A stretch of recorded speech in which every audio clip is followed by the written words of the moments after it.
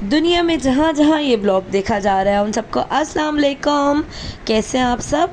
हम सब ठीक हैं, खैरियत से अल्हम्दुलिल्लाह। उम्मीद है कि आप सब भी ठीक होंगे, खैरियत से होंगे अपने घरों में इंशाल्लाह ताला। लास्ट ब्लॉग जहाँ पे ख़त्म किया था वहीं से ही कंटिन्यू करते हैं। ये सुबह का वक्त है, सुबह के 8 बज रहे हैं, सूरज जो है हमारे सरों पे था। हम इस खुश फहमी में थे कि बहुत तेज़ हवाएँ चली हैं तो यकीनन बारिश होगी, लेकिन ऐसा कोई सीन नहीं था। और यहाँ जो है ना, ये कबूतर ने हमारी गैलरी में दोबारा से घोंसला बना के और अंडा दे दिया है, और उस पर जो है ना वो बड़े मज़े से बैठे हुए हैं। जब हम लास्ट ईयर उम्रे पे गए थे नवंबर में, तो कुछ दिनों के लिए घर बंद था, तो तब भी जो है ना वो कबूतर ने इसी तरह से अंडा दे दिया था। और बस फिर सुबह का आगाज़ हो गया। हमारे पास आम का जूस बना के रख दिया, मिल्क शेक बना के रख दो ना, तो ज़रा एक बेफ़िक्री सी हो जाती है। और अहमद जब सुबह आते हैं फैक्ट्री से वापस, तो ज़ाहिर है भूख भी बहुत लग रही होती है, क्योंकि रात में उन्होंने खाना खाया हुआ होता है और नाइट शिफ्ट की वजह से जागते भी रहते हैं। तो और गर्मियों के मौसम में, मैंगोज़ के मौसम में जो है ना वो हमारे पास अहमद बोलते हैं पानी ना हो, लेकिन जो है ना वो मैंगो शेक बना हुआ होना चाहिए हर हाल में। 2-3 महीने के लिए खाली मैंगोज़ आते हैं, तो बच्चों को जो है ना वो मैंगो का शेक बना के दो। ये बहुत ही फ़ायदेमंद फ्रूट है, तो वो लाजमी बना हुआ होता है हमारे घर में। अच्छा, फिर जो है वो मैंने नाश्ते की तैयारी करी थी। अरवी की खतलियाँ मैंने बना के रख ली थी, और कीमा आलू पालक था बना हुआ, तो बस उसको ही जो है ना वो मैंने गरम किया। अरवी की खतलियाँ जो है वो सुबह सुबह मैंने ताज़ी बना ली थी, कल अहमद ने मुझे अरवी ला के दिया था। और फिर यहाँ पे मैंने जो है वो उनके लिए पराठे डाले, चाय बनाई और मिल्क शेक तैयार था। अहमद को दिया कि जो है वो अहमद जो है ना खाना खा ले, तब तक जो है वो मैं सामान जो है ना वो समेट लूँगी। अरवियों का छिलका उतारा और उसको खतलियों की तरह काटा, उसमें नमक मिर्ची हल्दी अदरक लहसुन, एक प्याज ब्राउन करी और स्लो आंच पे उसको रख दिया। जब ये पक गया तो उसके अंदर जो है ना हरा धनिया और नींबू का रस जो है थोड़ा सा डाल दिया। थोड़ी सी अजवाइन भी डालते हैं, लेकिन हमारे जो लड़के हैं ना वो थोड़ा नखरा करते हैं कि अम्मा ये कैसा टेस्ट आ रहा है, तो अजवाइन डालना मैंने छोड़ दिया। वरना इसकी खतलियाँ जब भी बनाओ ना तो थोड़ी सी पहले अजवाइन डालो तो बहुत अच्छा टेस्ट आता है।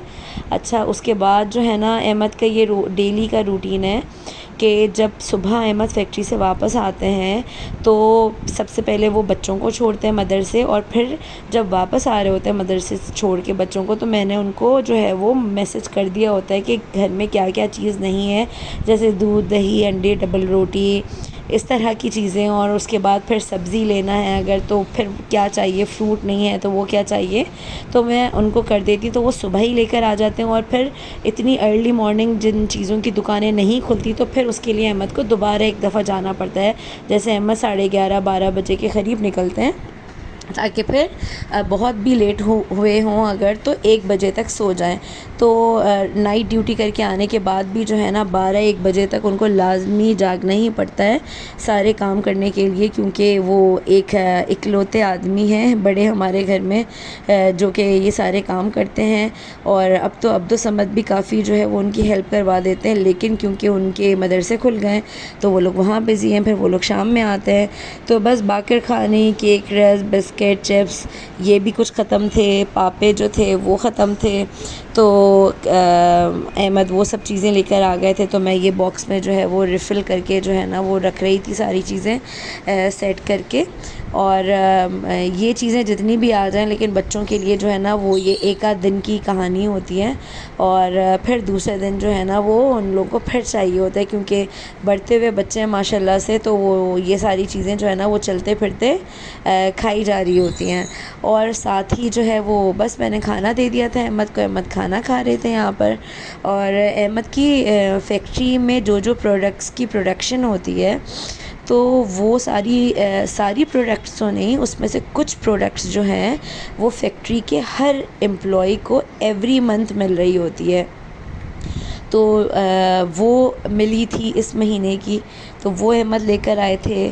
बस फिर जो है वो मैंने चाय बनाई हुई थी, चाय पक रही थी चूल्हे पे, उसके साथ साथ मैंने बोला कि इन चीज़ों को भी जगह पे रख दूं, वरना तो ऐसा होता है कि कभी लीक हो जाता है, रॉबिन ब्लू गिर जाता है थैली में, मेडिसिन को मेडिसिन की जगह पे रखा, पॉलिश को पॉलिश की जगह पे, बाकी जो दूसरी जो चीज़ें टॉयलेटरीज़ हैं उनको उनकी जगह पे रखा, सोप्स वगैरह का अलग बॉक्स बना हुआ है उसको उसकी जगह पर रखा।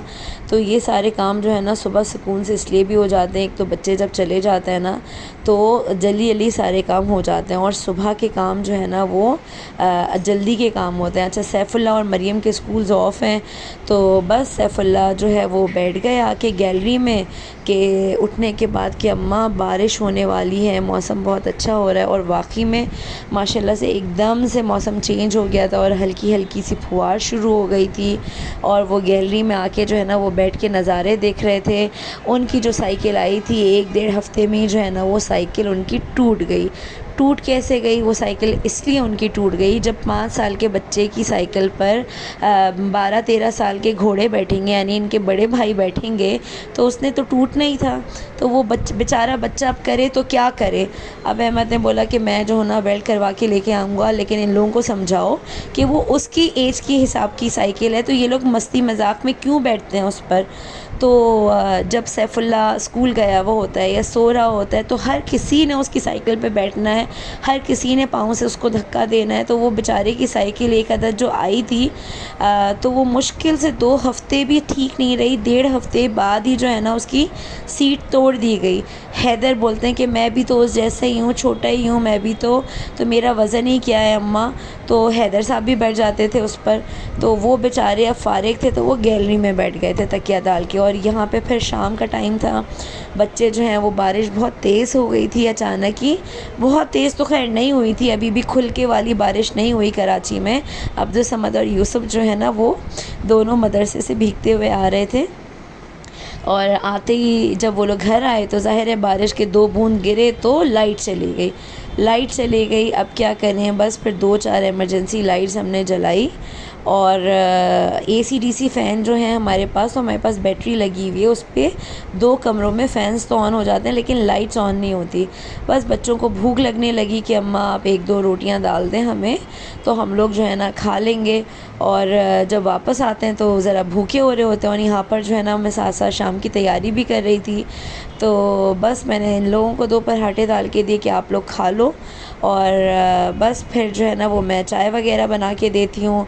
और इतने में बारिश जो है ना वो थोड़ी सी और तेज़ हुई और यहाँ पर जो है ना मैंने दम का कीमा बनाया, भिंडी रखी हुई थी मेरे पास तो मैंने बोला कि भिंडी भी बना देती हूँ उससे पहले कहीं ये ख़राब ना हो जाए। और आटा तो गूंदा हुआ था, थोड़ी सी खिचड़ी मैंने भिगा दी ताकि अम्मी, सैफुल्लाह और जिसको भी खाना हुआ तो वो खिचड़ी से खा लेगा।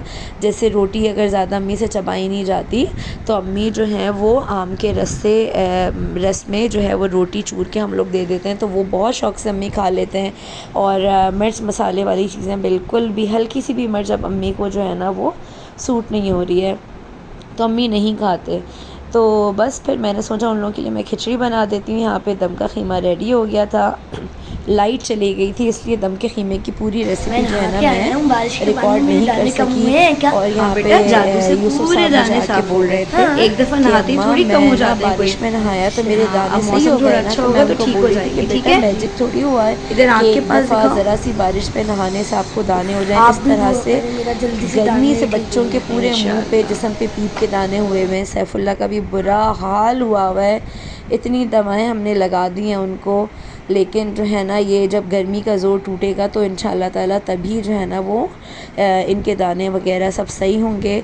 खिचड़ी भी ऑलमोस्ट डन थी, बस फिर जिन लोगों ने रोटियां खानी थी उनके लिए रोटियां पक रही थी। लाइट जाए या लाइट हो, मौजूद माओं का काम तो किचन में ही होता है, लाइट जाने आने से जो है वो कोई फ़र्क नहीं पड़ता, यकीनन आप लोगों के घर में भी ऐसे ही होता होगा। और 3-4 घंटों के लिए लाइट चली गई, इतनी सी बारिश हुई लेकिन लाइट जो है ना वो काफ़ी लंबे टाइम के लिए चली गई थी। बस फिर अल्हम्दुलिल्लाह ये काम से भी फ़ारिग हो गए थे। फिर मैंने सोचा कि फ़्रिज की सफ़ाई कर लूँ मैं, तो मैंने सिर्फ़ और सिर्फ फ़्रिज की सफ़ाई कर ली, अभी फ्रीज़र की सफ़ाई बाकी है। इंशाअल्लाह ज़िंदगी रही तो अगले व्लॉग में ज़रूर मुलाकात होगी। आप सब अपना बहुत ख्याल रखिएगा और हमें भी अपनी दुआओं में याद रखिएगा। अल्लाह हाफ़िज़।